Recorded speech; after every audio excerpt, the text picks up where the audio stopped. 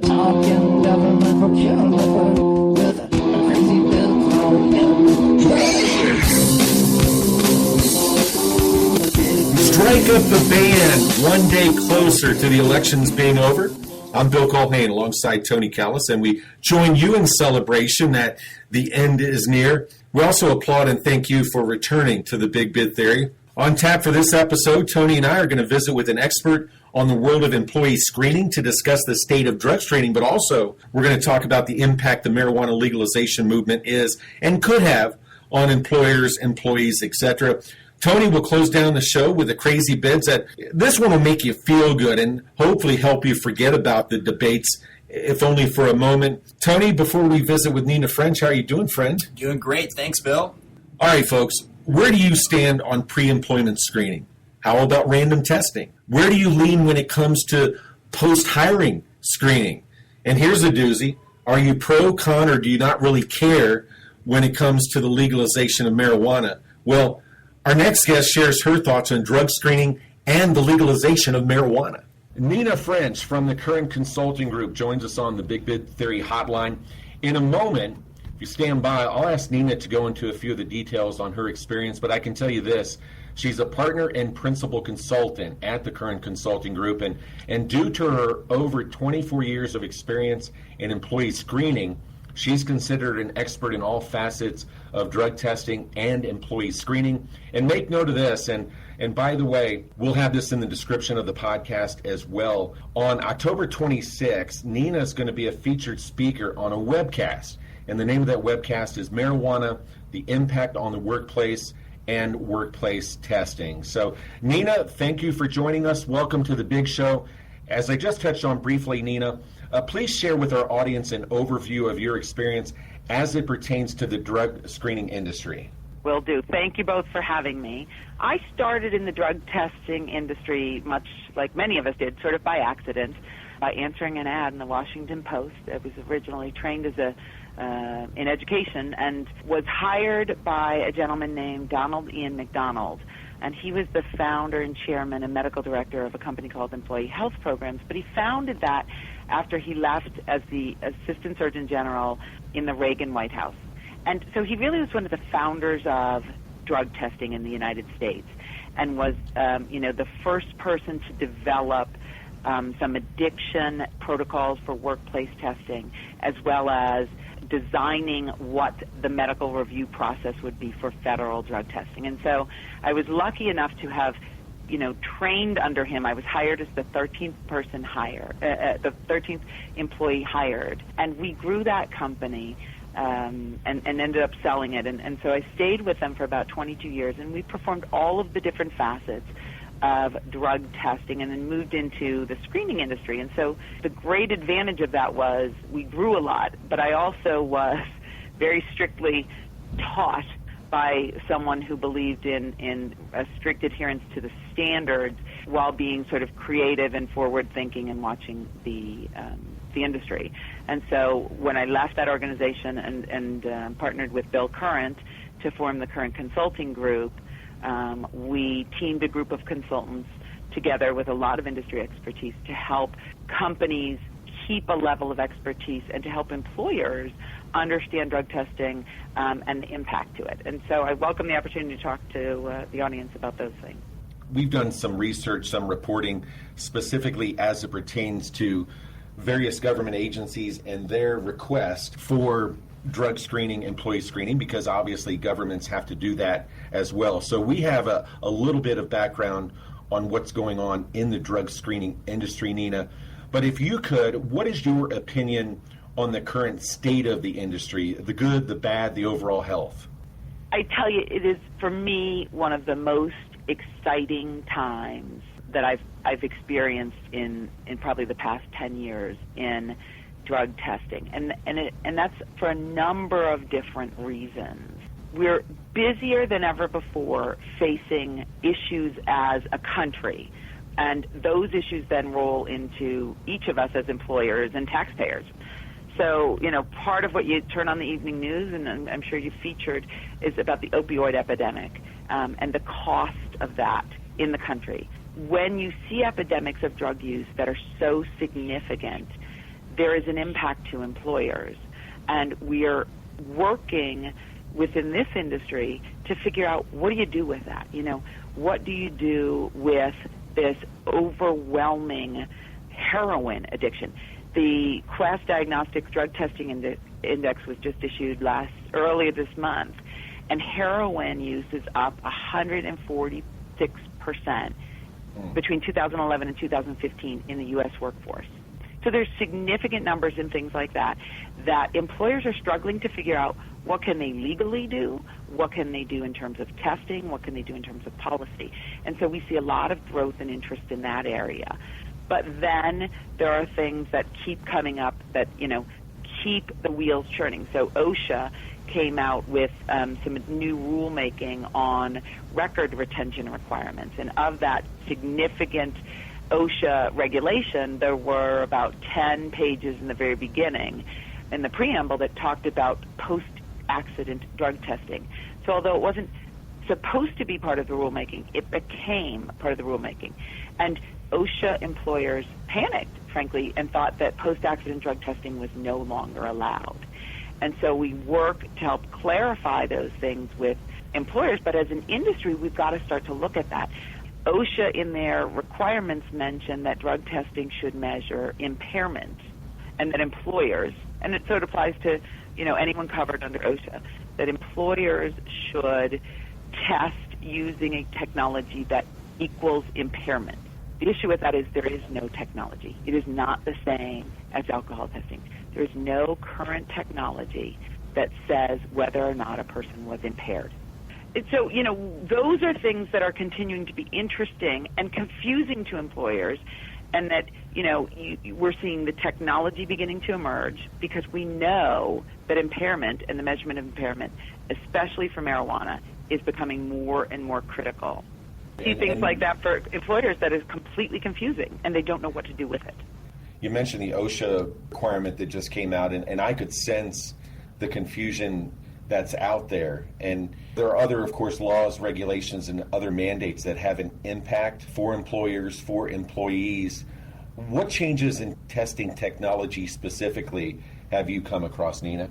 There's a lot of cool stuff, frankly, that's coming out.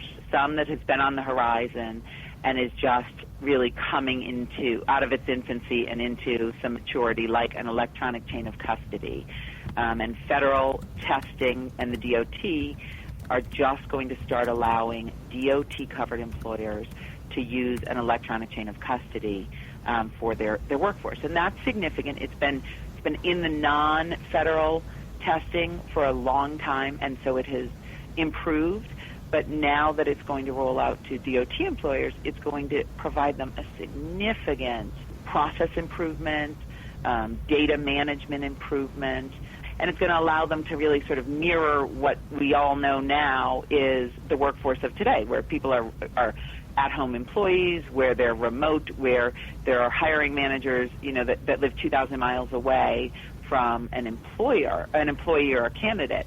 And things like an electronic chain of custody really now help impact how employers can use drug testing both for pre-employment and then for post-employment. And post-employment is going to be a big trend moving forward, too. So we see things like that. We see that oral fluid drug testing in May of 2015, the federal workplace drug testing programs, they put out the proposal for introducing oral fluid drug testing. And again, there's tons of benefits to both federal and non-federal employers in using the lab-based oral fluid technology that will provide them with cost savings, it will provide them with process savings, and it provides them with a technology that has been around for a long time, so it's tried and true. It's not something, where as an industry they're sort of testing it on their backs. It's been around for a long time, and it's going to be significant to a lot of employers because it's going to help them run their programs more smoothly. And I think as an industry, one of the things that sometimes we struggle with is we have a hard time remembering that drug testing isn't your job. Employers have another job that they're doing, and drug testing is a piece of it. And so we're starting to do things that I think are smarter in helping them become more efficient and fitting in drug testing and all the different screening things that are required, into their standard workflow and onboarding processes. Before we turn it over to Tony, he has a couple of questions as well, Nina. And I hate to put you on the spot, but it sounds or it seems like to me the drug and employee screening industry is growing. Do you have any idea, even a ballpark number, on how many companies there are, let's say in the United States, how many companies there are who do drug/employee screening? I know that, again, I'll reference that the drug testing index from Quest. They just published their statistics based on 11 million workplace drug test results in this past year. And they have a significant market share, but it's nowhere indicative of the full market. So yeah, sure. Although some large employers have actually discontinued their pre-employment drug testing recently, and that's a really disappointing trend, and for a number of different reasons. The majority of employers at least test for pre-employment. Pre-employment's about 75% of the total workplace drug testing market, and then 25% is the average of sort of the post-employment testing. But it's significant. This is Callis from the Big Bid Theory. We're visiting with Nina French from the Current Consulting Group. Nina, our listeners will recall last season when we had David Boyer from the Campaign to Regulate Marijuana Like Alcohol in Maine on the show. What have you observed or heard in regards to the legalization of marijuana in the U.S.? I don't think there's a single topic I talk about more than legalized marijuana. I have pretty strong opinions about it, but I think people are sometimes surprised about what my opinion is. What is your opinion? My opinion is that to some degree as a company, or as a country, we have to realize that the pro-legalization movement was very well organized, very well funded, and has made significant headway in legalizing marijuana. So right now there are 24 states plus the District of Columbia who have some form of legalized marijuana. And then there are 4 states plus D.C., so Alaska, Oregon, Colorado, and Washington, who have recreational marijuana legalized. Then there's 5 or 6 more who are voting significantly on on some legalization initiatives in November of this year. And so it's moving, and it's going to continue to move forward. And now we're all going to be taxed with the cost of that and the impact as employers. And it is, I don't think people are paying attention to how significant that is going to be to us. As a country, it's significant. The good news is that in August, the DEA upheld marijuana as a federal, as a Schedule I drug. And so it's still illegal federally. But employers are still confused, right? What does that mean? Can I still test? But even with that, the cost, no one's recognizing. We hear so much in sort of mainstream media about how much money states are going to make out of legalizing marijuana. My concern is that much like workplace drug testing that started as a result of a horrible tragedy and loss of life, we're going to see people changing their opinion and paying more attention to the legalized marijuana movement. And unfortunately, I think it's going to happen because of some horrible thing like that, where it gets attention, where someone who's impaired kills or hurts people, or who cause a significant incident in a workforce. And people are going to start to realize that legalized marijuana is going to impact employers with higher accident rates, higher workers' comp rates, higher health care rates. They are going to take the burden and the brunt of the cost for the litigation, because Proposition 205 in Arizona wasn't written by accident, where there's a lot of confusion about whether or not employers can test. Now, they can, and there's protection for employers. But that doesn't mean that you as an employer aren't going to have to pay to fight the lawsuit to prove that you can still test. That doesn't mean that, your workers' comp claims for people who are using, if you're not doing post-employment testing, that's going to come to you as an employer. The increased health care costs for doing inpatient rehabilitation, all of that stuff's going to fall on employers and taxpayers. Denver just recently announced that they hired 300 new policemen for the city because of marijuana-related issues. Employers and taxpayers are going to pay for that. And none of that mentions the pieces of the puzzle in terms of, how you're going to market it and where it's going to be. And is it going to be, like alcohol, it costs the United States billions of dollars. Be any different? This is Bill again. I'm just going to jump in real quickly. What about the response you would get, Nina, maybe I would get, if somebody said, well, if an employee drinks a 12-pack of beer or if they drink a bottle of bourbon on the way to work, how is that different than if they're impaired because of marijuana? You're kind of dead on with your question. So over the past several decades, the THC level, which is really, sort of what gets you high, what impairs you, has risen from 10% to 30%. This is where, the legalization laws have gotten ahead of themselves and why they're so disorganized and why it's going to take us years to straighten it out. A lot of lawyers are going to make a lot of money off of this, right? So just like you said, I know that if I have 2 glasses of wine, that I can get in the car and I can drive and I'm not impaired or under the influence after an hour. I know that if I have 1 well-poured bourbon, that I'm on the edge and I probably shouldn't drive, at least until an hour passes. Grain alcohol, I can't even have a little bit and get behind that wheel. But I know because there's labeling and there are standards for alcohol. Right now, those standards are still being developed for marijuana. There's still no ability to do a roadside test. So if you see somebody swerving, there isn't, they'll set up checkpoints for DUI checkpoints for holiday weekends, highly trafficked area, big accident areas. You can't do that with marijuana right now. And so the way that we're going to handle it as a country hasn't caught up to this legalization idea. And so we're going to bear the brunt of all of those places of confusion until it all gets straightened out. Meantime, though, you're seeing that increase in the THC levels, but then marijuana positive increased 6.2% nationally. And I forget whose data that was, but one of the national labs put that out. And from 2012 to 2013, there was a 20% increase in Colorado, and there was a 23% increase, I believe, in Washington. So as a workplace, those people are working for you. Those people are on your health care, so there is an impact. And what it is, yet we don't know. We're still developing ways to measure it. But unfortunately, we're kind of doing it retroactively now.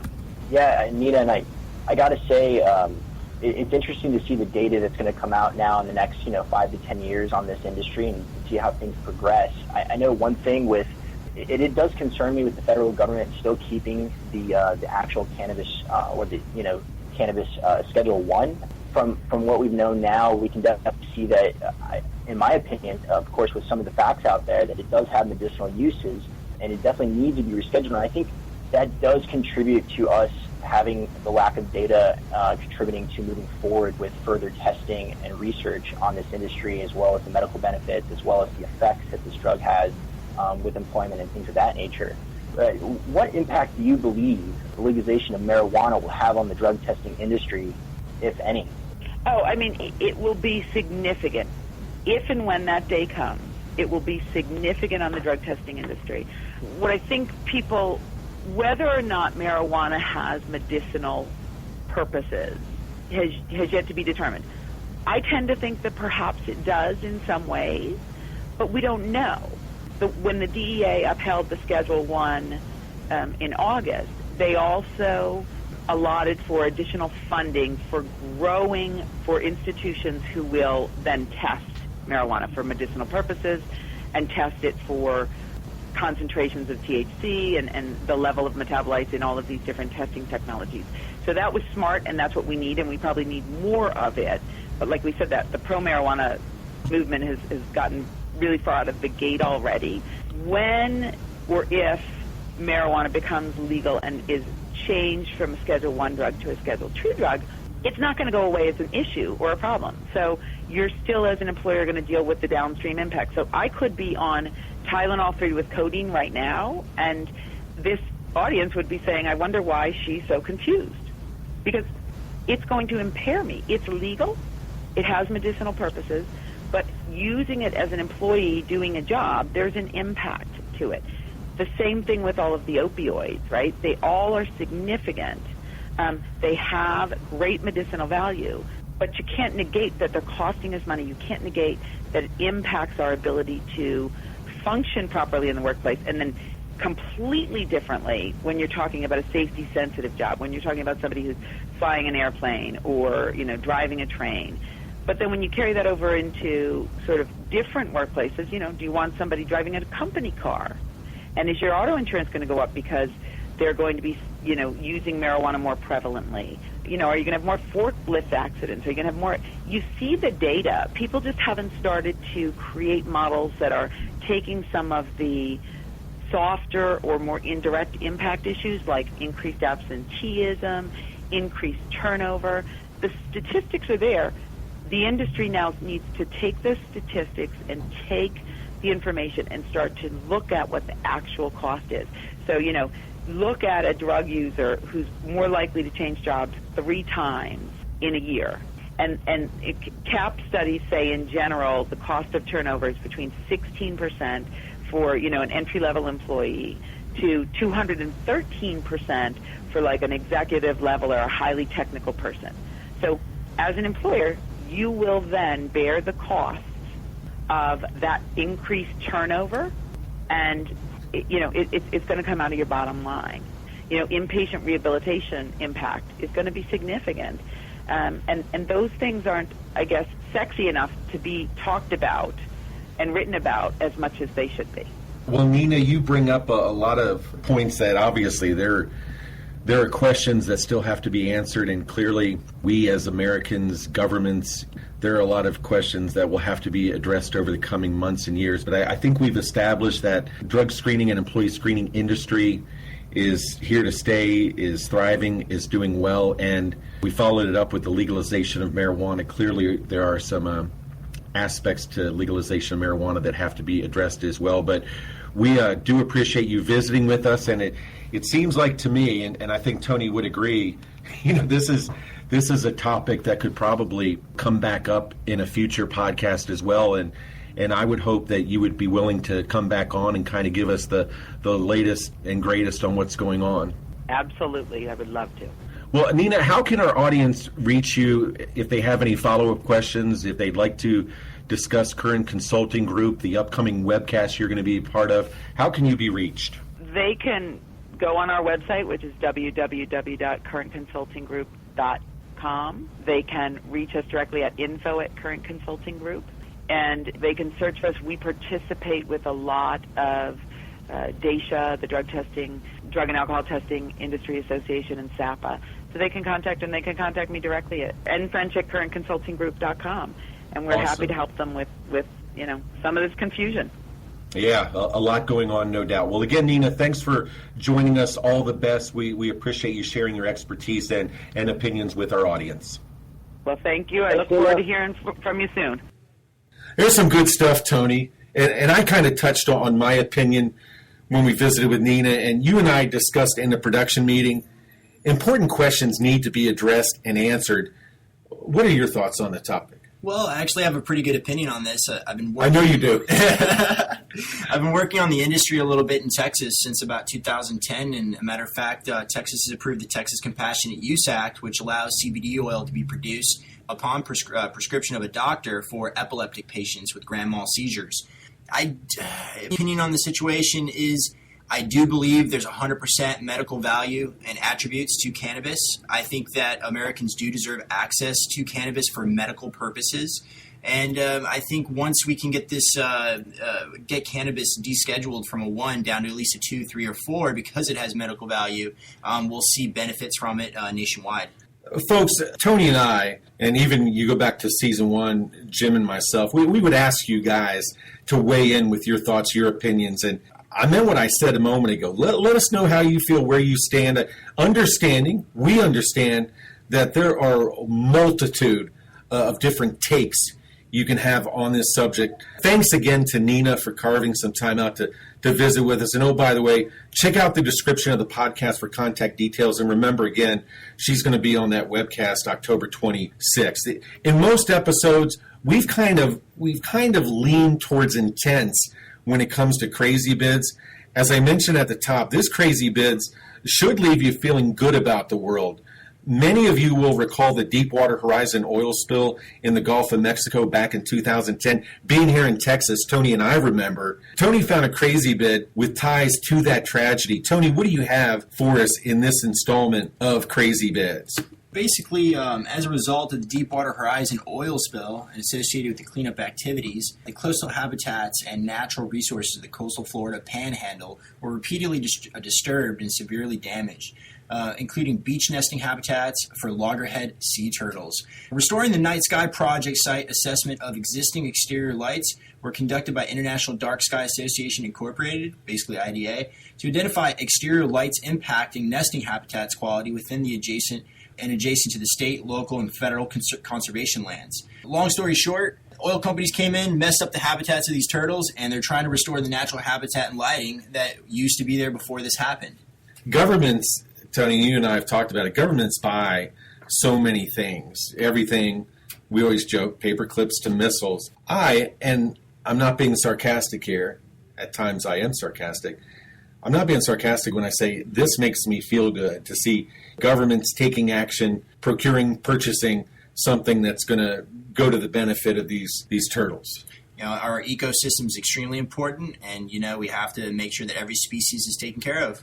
Let your voice be heard, good people. What are your opinions on a few of the questions we raised and discussed in this episode? Even if it comes to the crazy bids that Tony just went over a moment ago. Remember, silence is not golden. Whoever said that, that's not always the case.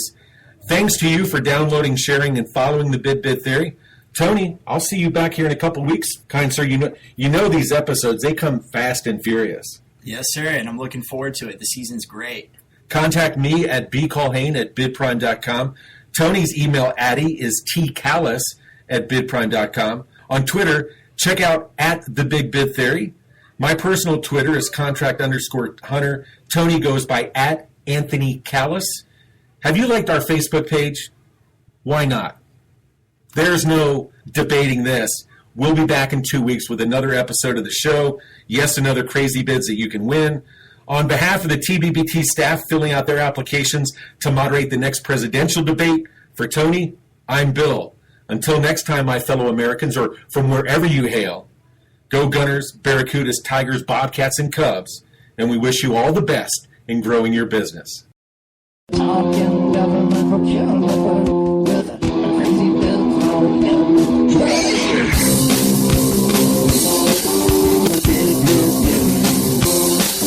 I'm a big bill theory.